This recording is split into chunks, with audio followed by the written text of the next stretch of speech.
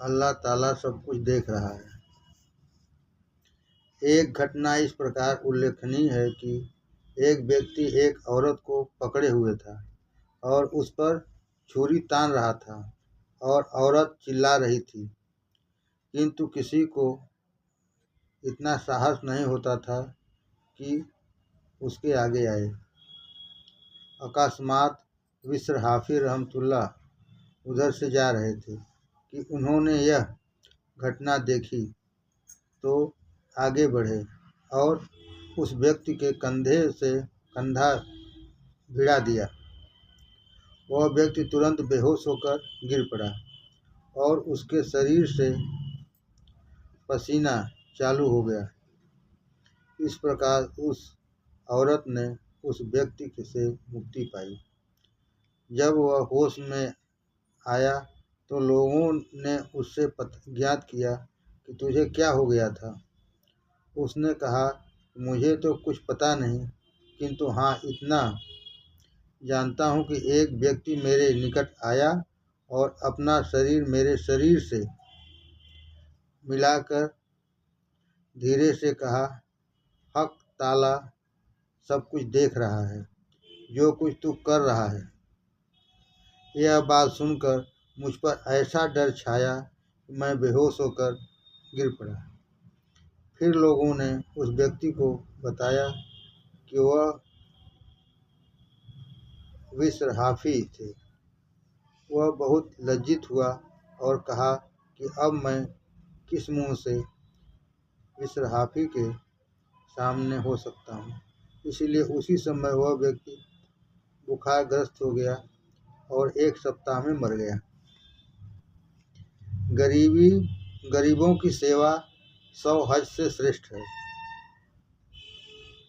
एक व्यक्ति ने विश्र हाफिज रहमतुल्लाह से आकर परामर्श किया और बताया कि मैंने अपनी हलाल कमाई में से 2000 दिनार जमा किए हैं और चाहता हूँ कि हम हज को जाऊँ। विश्र हाफिज रहमतुल्लाह से ज्ञात किया कि यह व्यक्ति तू हज का तमाशा देखने के लिए जाना चाहता है या अल्लाह की रजा ढूंढने के लिए। उसने उत्तर दिया कि हुजूर, मैं तो अल्लाह ताला की रजा ढूंढने के लिए ही हज का इरादा रखता हूँ। इस पर विश्र हाफिज रहमतुल्लाह ने फरमाया कि जा 10 फकीरों का ऋण चुका अथवा वह रकम 10 फकीरों को दे दे, यतीमों को दे दे। फिर किसी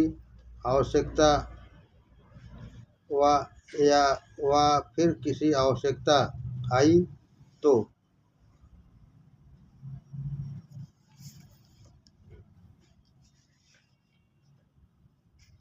पता कर। किसी को आवश्यकता है तो पता कर, क्योंकि जो मुसलमानों को सुख पहुंचाता है उसका यह काम 100 हज से भी अधिक श्रेष्ठ है। यह सुनकर उस व्यक्ति ने कहा कि महाशय, इस समय मेरे मन में हज की इच्छा बहुत अधिक है। विश्र हाफिज रहमतुल्लाह ने तुरंत कहा कि अब यह बात स्पष्ट रूप से सिद्ध हो गई कि तूने जो यह माल कमाया है नेक तरीकों से नहीं कमाया। जब तक वह माल गलत स्थान पर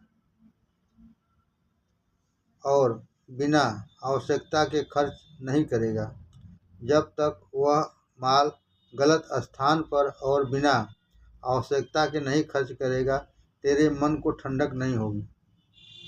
आपने यह भी फरमाया कि मुसलमानों में ऐसे लोग भी हैं जो कंजूसी के कारण अपना माल ज़कात की मात्रा से अधिक नहीं देते, और फिर उस पर यह अत्याचार है कि वे इस ज़कात की राशि को भी ऐसे लोगों को देते हैं जो उनकी सेवा में रहते हैं, जैसे गुरु, शिष्य अथवा सेवक आदि। इन लोगों के उनके चारों ओर रहने से उनका सम्मान और शान बढ़ती है। जैसे कोई गुरु अपने शिष्यों को ज़कात दे और जो उसके पास से नहीं और कहीं और चला जाए तो उसे न दे। जैसे गुरु, शिष्य अथवा सेवक आदि, इन लोगों के उनके चारों ओर रहने से उनका सम्मान और शान बढ़ती है। जैसे कोई गुरु अपने शिष्य को ज़कात दे और जो उसके पास से कहीं और चला जाए तो उसे न दे, तो मानो इस प्रकार वह गुरु उस राशि को शिष्यता के बदले में दे रहा है, अथवा किसी बुजुर्ग को इसलिए देता है कि उनसे अपने कुछ उद्देश्य निकाले, अथवा इसलिए देता है कि वह उसका धन्यवाद दे, अथवा उनसे अपनी प्रशंसा की आशा रखता है। इन अवस्थाओं में ज़कात की राशि किसी बदले में देकर यह समझता है कि मेरी ज़कात का भुगतान हो गया है। बिश्र हाफी रहमतुल्लाह ने फरमाया, इस प्रकार ज़कात का भार बना रहता है।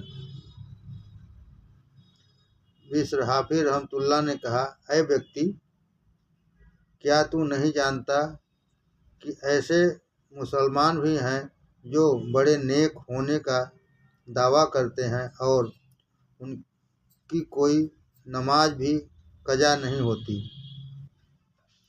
और रोज़े भी पाबंदी से रखते हैं और बल्कि रात्रि जागरण भी करते हैं और प्रति समय अल्लाह का जिक्र भी करते रहते हैं, किंतु वे धन जोड़ते हैं और ज़कात चुकाते समय उनका मन दुखी होता है।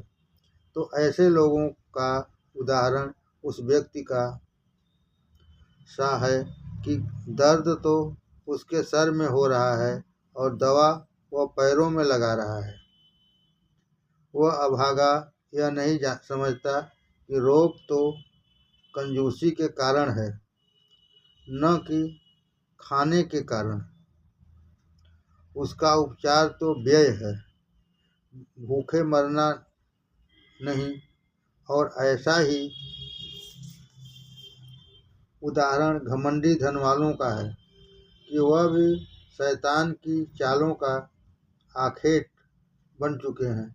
अल्लाह की मित्रता की उत्तेजना उन पर छाई हुई नहीं है। वास्तविकता यह है कि संसार का मोह मन से निकल जाए, केवल आवश्यकता अनुसार शेष रहे और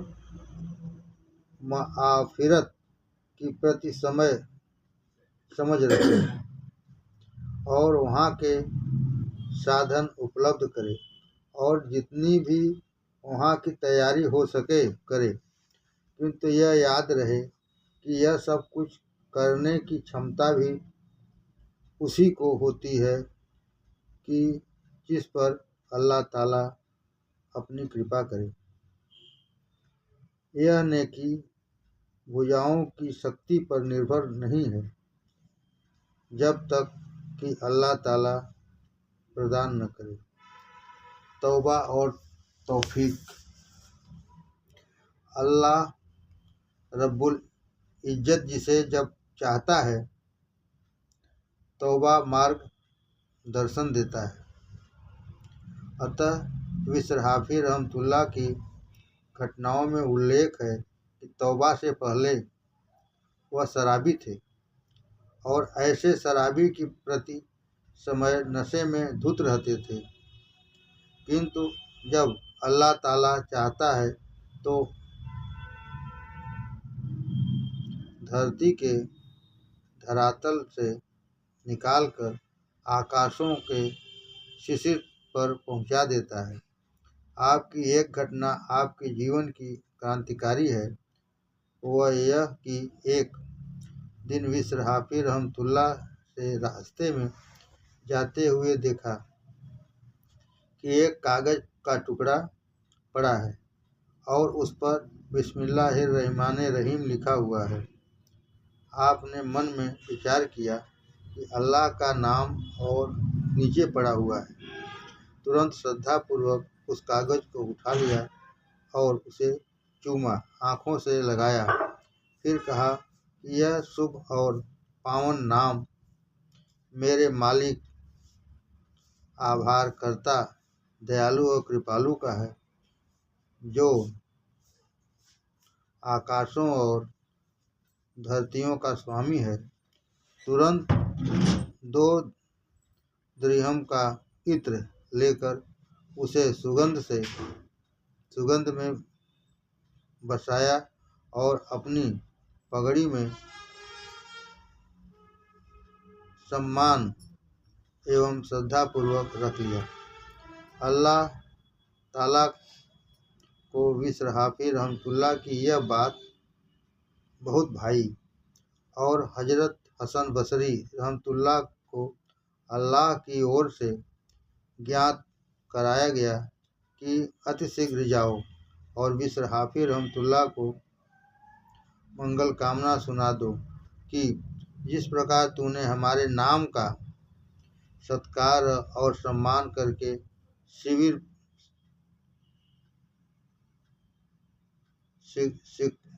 पर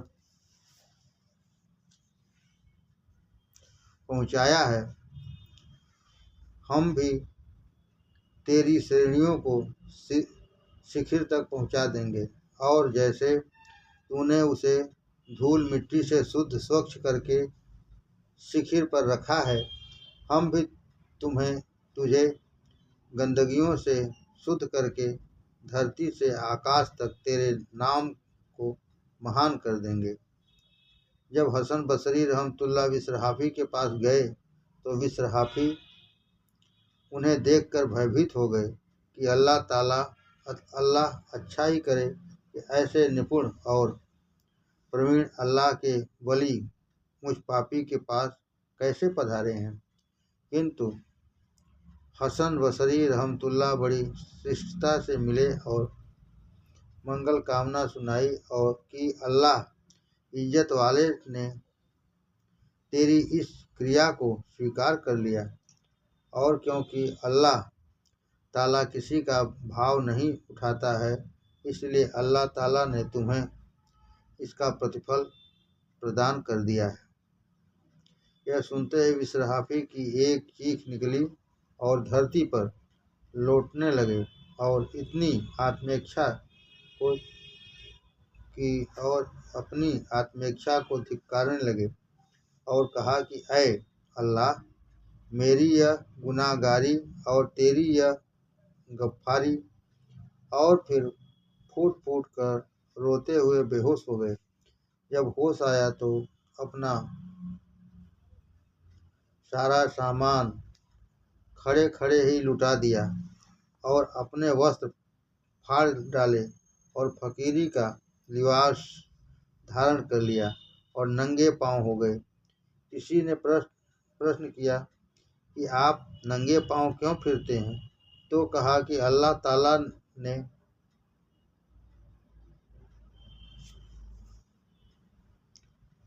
सूरते नूह में फरमाया है, धरती को हमने तुम्हारे लिए बिछौना बनाया, तो फिर मैं इस बिछौने पर जूता कैसे रखूं? इसलिए वह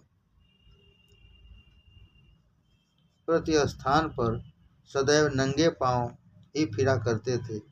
यह भी उल्लेख है कि पशुओं ने गलियों बाजारों में गंदगी करना छोड़ दी थी कि कहीं मिस्र हाफी के पांव गंदगी में न भर जाए। आपको हाफी इसलिए कहते थे कि आप नंगे पांव रहा करते थे।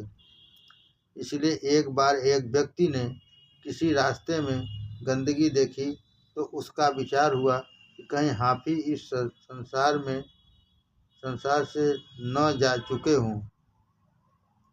इसलिए वह इस बात की पूछताछ के लिए गया तो पता चला कि मिस्र हाफी उसी समय अल्लाह को प्यारे हुए थे।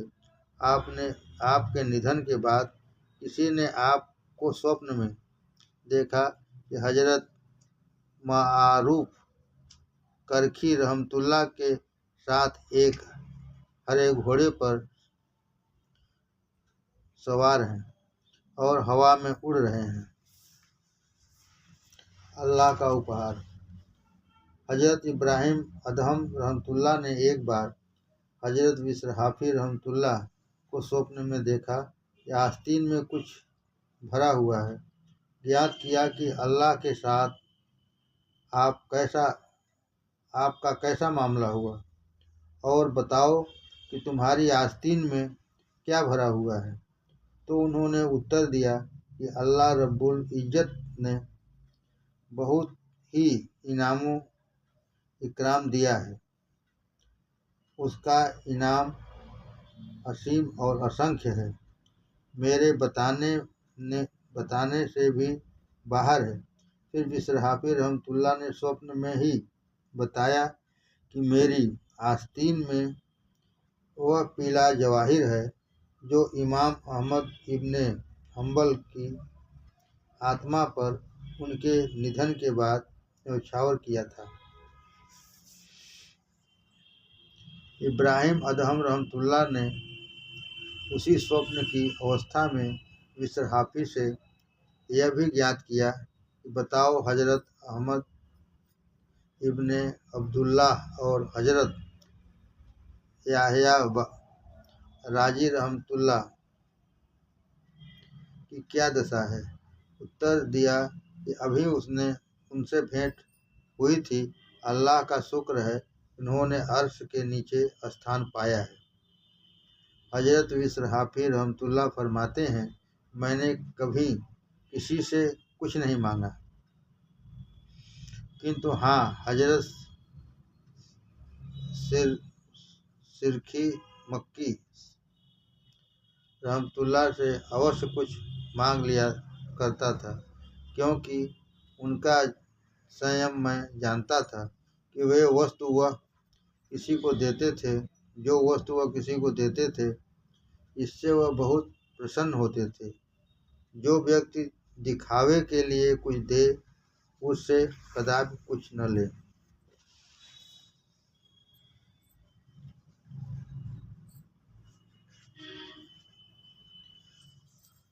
हजरत जुन्नून मिस्त्री रहमतुल्लाह फकीरी के रमज भाव।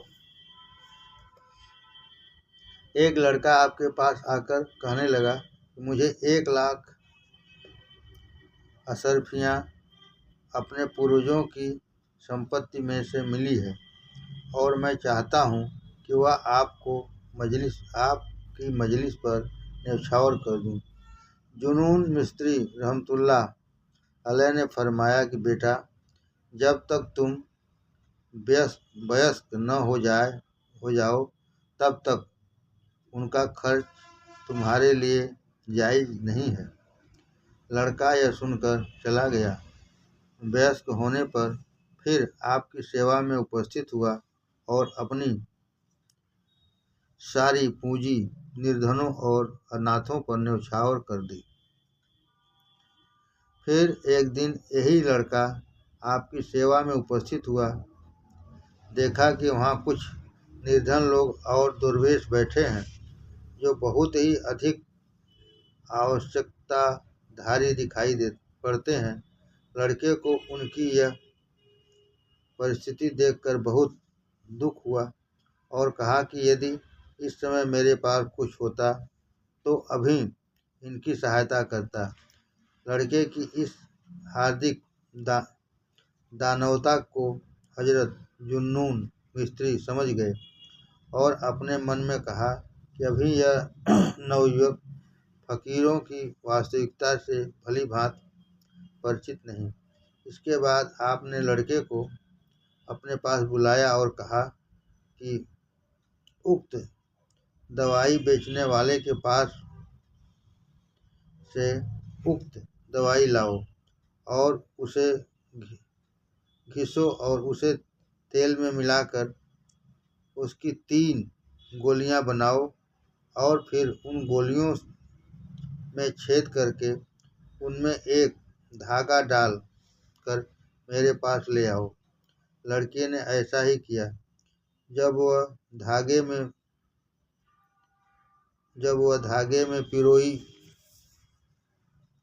हुई गोलियां आपकी सेवा में लाया तो आपने उन पर कुछ पढ़कर फूंका। लड़का देखता रह गया कि वह गोलियां नहीं हैं बल्कि 3 बड़े बड़े बहुमूल्य लाल याकूत हैं जिन पर आंख नहीं जमती। आपने फरमाया, बाजार में जाओ और इन याकूतों को दिखाओ और पता करो कि इसका क्या मूल्य आंका जाता है। नवयुवक उसी समय बाजार गया और वह याकूत जौहरियों को दिखाया, जिन्होंने उसी समय 100 असरफियाँ उनका मूल्य बताया। नवयुवक ने आकर हजरत से निवेदन किया कि उनकी 100 असरफियाँ मिलती हैं। आपने फरमाया कि बेटा, यह तीनों याकूत चूर चूर करके समुद्र में फेंक दो और सचेत हो जाओ कि फकीर धन के भूखे नहीं होते बल्कि वह तो अल्लाह की भेंट के भूखे होते हैं। लड़का बहुत प्रभावित हुआ और आपके हाथ पर तौबा करके त्यागी हो गया। चोरी का आरोप। हजरत जुनून मिस्की रहमतुल्लाह एक बार नाव में बैठकर कहीं जा रहे थे कि अकस्मात नाव में किसी व्यापारी का एक मोती खो गया। सब ने आपकी गुमसुम अवस्था देखकर यही गुमान किया कि इस फटे पुराने कपड़े वाले ने ही मोती लिया है और अवश्य ही यह कोई चोर है।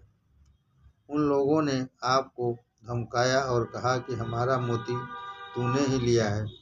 आपने इनकार किया और कहा कि बाबा, मैंने नहीं लिया। इस पर लोगों ने आपको मारना आरंभ कर दिया, जिसके फलस्वरूप आप पर बहुत चोटें आईं। तो आपने आकाश की ओर अपना मुंह किया और फरमाया, ऐ खुदा, खुदाए दो जहां, रब्बुल उला, चोर मैं कब से हुआ है किब्रिया। चोर हूँ मैं, तू शहादत दे मेरी, शाह हूँ तो फरमा मेरी मुखलिसी। अहले किश्ती देखते क्या है सभी, मछलियाँ ने सारी किश्ती घेर ली। हर तरफ किश्ती में है ओ इस कदर, है वही हर मिस्ल का हद्दे नजर। सब मुंह खोले हुए मोती लिए कह रही, जो जवाने हाल से तुझ पे ऐ जुनून यह मोती निस्तारा। कह रही, आज ओ परवरदिगार, एक मोती के लिए तू गम न कर, मोती ही मोती है ताहिदे नजर। अहले किश्ती में जो यह देखा समा, हो सिजदर सभी पीरों जवां। हाय चूमे पैर चूमे हाथ चूमे पैर चूमे आपके माजरत सबके सब हो करने लगे। माजरत माने क्षमा।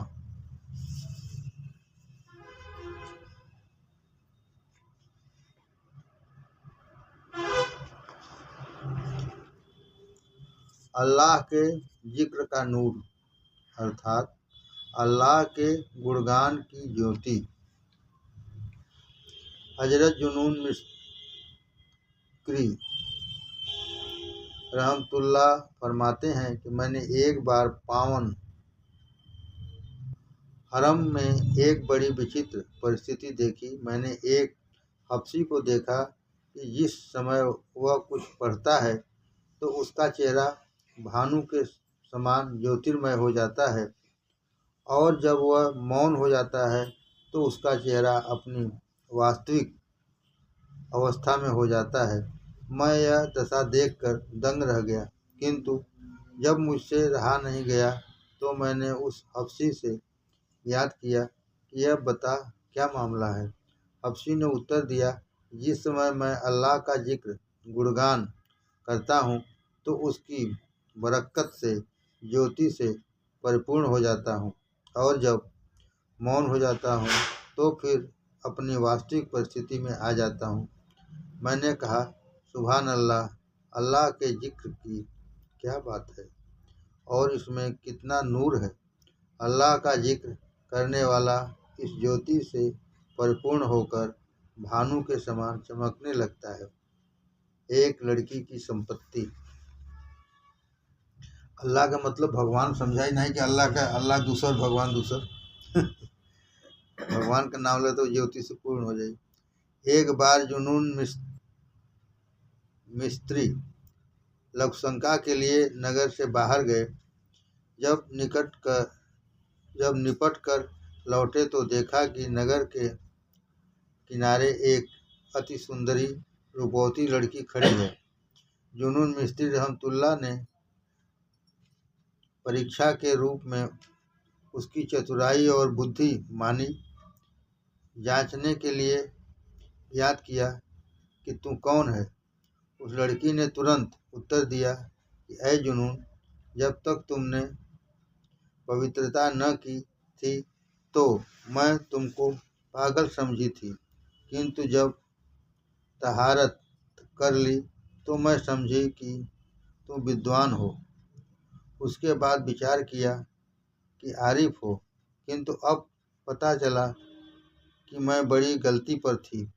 तुम न पागल हो, न विद्वान हो, न आरिफ हो। जुनून ने ज्ञात किया, यह तूने कैसे समझा। लड़की ने उत्तर दिया कि ऐ जुनून, यदि तुम पागल होते तो पवित्रता न करते, और यदि विद्वान होते तो अनजान स्त्री से बात नहीं करते। अगर विद्वान होते तो अनजान स्त्री से बात नहीं करते, और यदि आरिफ होते तो अल्लाह के अतिरिक्त किसी दूसरे की ओर दृष्टि नहीं करते। अल्लाह अल्लाह। इस लड़की के उत्तर ने जुनून मिस्त्री को वर्षों रुलवाया। जनाजे पर पक्षियों की छाया। हजरत जुनून मिस्री रहमतुल्लाह बहुत ही मौन स्वभाव के थे, क्योंकि आपकी अल्लाह के जिक्र के से अवकाश ही न था। क्योंकि आपको अल्लाह के जिक्र से अवकाश ही न था। वह रात दिन अल्लाह के प्रेम सागर में डूबे रहते थे। उनकी मौन वृत्ति के कारण सांसारिक लोग उनको पागल समझते थे। ग्रीष्म ऋतु में आपका निधन हुआ। उस समय गर्मी की भी कड़ाके की पड़ रही थी। गर्मी के कारण ही जनसाधारण तो उनके जनाजे में भी न जा सके, किंतु हाँ, कुछ किसान लोग थे जिनमें ईमान को अधिक शक्ति थी। वे आए और जनाजा लेकर चले तो लोगों ने देखा कि बहु संख्या में वहाँ पक्षी आकर उपस्थित हो गए और सारे रास्ते जनाजे पर छाया किए हुए उड़ते रहे। जब लोगों को यह चकित कर देने वाली बात पता चला तो तुरंत अपने अपने घरों से निकले और लपक कर जनाजे के साथ जा मिले। रास्ते में ही जुहर की नमाज का समय हो गया तो लोगों ने एक मस्जिद में जनाजा रखकर फर्ज नमाज पढ़ी। जब मुअज्जिन ने नमाज के लिए अजान दी और अशहदु अल्लाह इलाहा इल्लल्लाह कहा तो हजरत का हाथ कफन से बाहर निकला जो कलमे की उंगली उठाए हुए था। यह घटना देखकर लोग और भी चकित हुए और विचार किया कि जुन्नून मिस्त्री जीवित जान पड़ते हैं, इसलिए कफन खोलकर देखा तो वह मृतक है। फिर कफन ढक दिया और पूर्ण सम्मान से उन्हें दफन किया। बुजुर्गों का सम्मान। अब्दुल्लाह बिन तस्तरा विलायत कहते हैं कि मैंने 2 वर्ष साहित्य विद्या और दीन की विद्या हजरत जुनून मिस्त्री रहमतुल्लाह से ग्रहण की। इसके बाद अब्दुल्लाह बिन तस्तरा अपने घर प्रस्थान कर गए और वहाँ रहते रहे। अब्दुल्लाह बिन तस्तरा कभी पलथी मारकर और तकिया लगाकर नहीं बैठते थे और फतवा नहीं देते थे। एक बार किसी ने देखा कि पलथी मारे और तकिया लगाए बैठे हैं तो ज्ञात किया कि पहले कभी आपने आपको इस प्रकार पलथी मारे और तकिया लगाए बैठे नहीं देखा। यह क्या बात है जो आज आप तकिया लगाए बैठे हैं?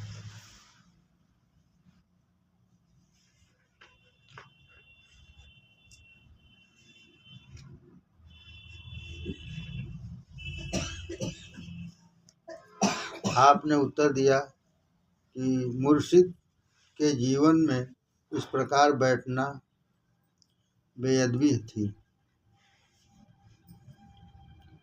जब तक गुरु जिंदाबाद।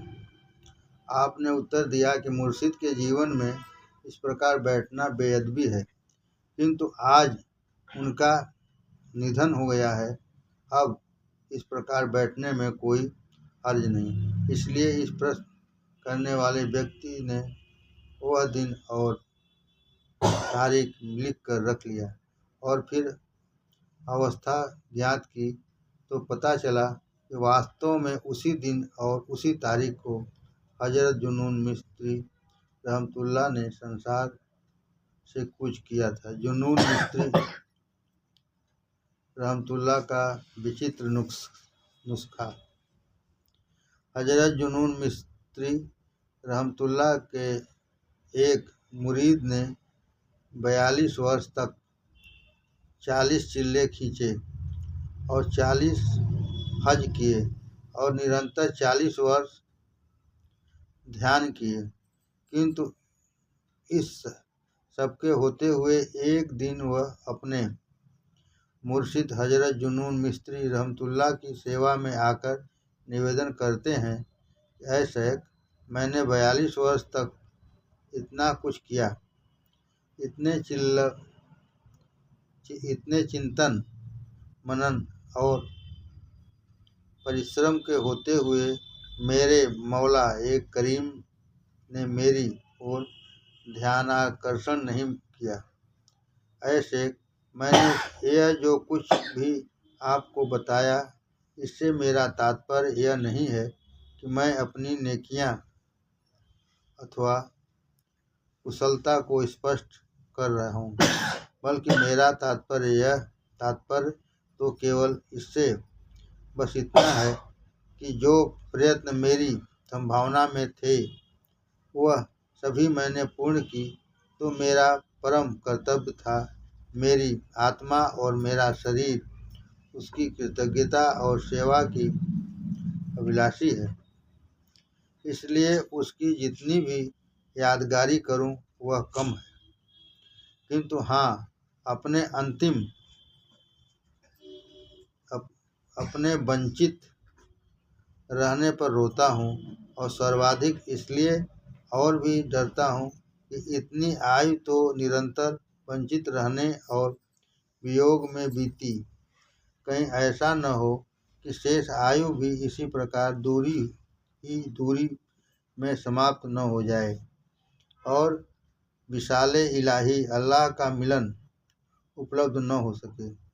बस ऐ शेख, अल्लाह के लिए कोई ऐसा उपाय बताइए कि आप हृदय के चिकित्सक और आत्मिक रोगों के हकीम हैं।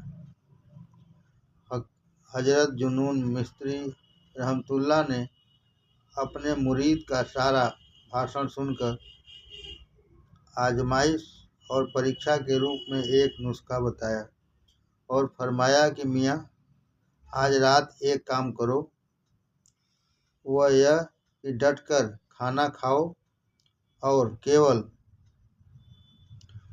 ईशा की नमाज पढ़कर सो जाओ और देखो कि मित्र कृपा का व्यवहार नहीं करेगा तो क्रोध का व्यवहार अवश्य करेगा।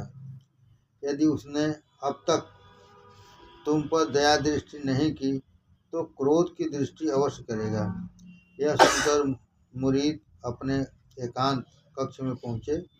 जब रात हुई तो निर्देशानुसार डटकर खाना खाया और बस ईशा की नमाज पढ़कर और अन्य सभी जिक्रो अज़कार जप तप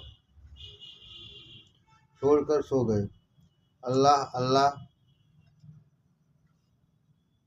इधर आँख लगी और उधर रसूलुल्लाह सल्लल्लाहु अलैहि वसल्लम स्वप्न में शोभायमान हुए और फरमाया,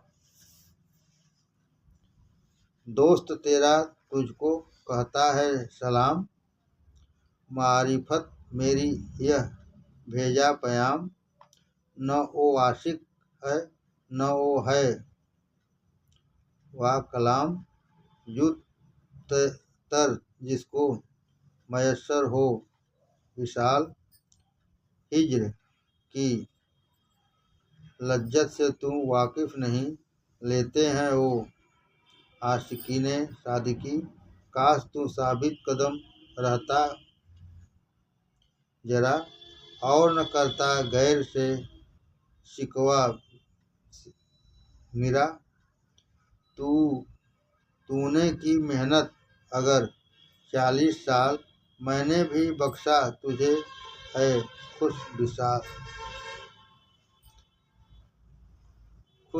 खिसाल।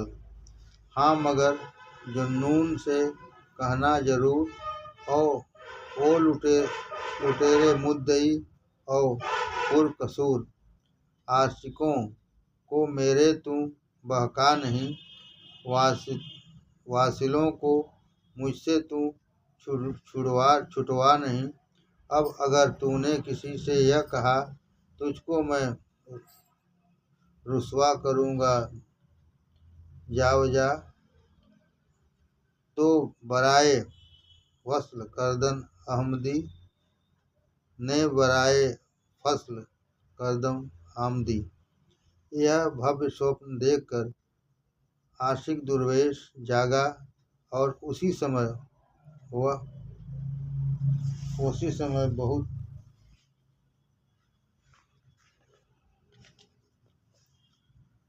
बहुत फूट कर रोता हुआ हजरत जुनून मिस्त्री रहमतुल्लाह की सेवा में पहुंचा और कहा, महाशय, यह घटना हुई। हुजूर सल्लल्लाहु अलैहि वसल्लम के द्वारा आपको यह मौखिक संदेश दिया गया, तो तराए वस्ल करदन आमदी ने बचाए फसल करदन आमदी, अर्थात अल्लाह अल्लाह। जब जुनून मिस्त्री रहमतुल्लाह ने यह घटना सुनी तो आपने इस रहस्यमय संदेश पर झूमना आरंभ किया। झूमते झूमते तड़प कर बेहोश हो जाते हैं और उसी बेहोशी में कहते हैं, ऐ मेरे माबूद रब्बे जुल जलाल, आपने जुनून की है क्या मजाल, आपके जुनून की है क्या मजाल, आशिकों को आपके बहकाए हो, तालियों को आपसे छुड़वाए हो।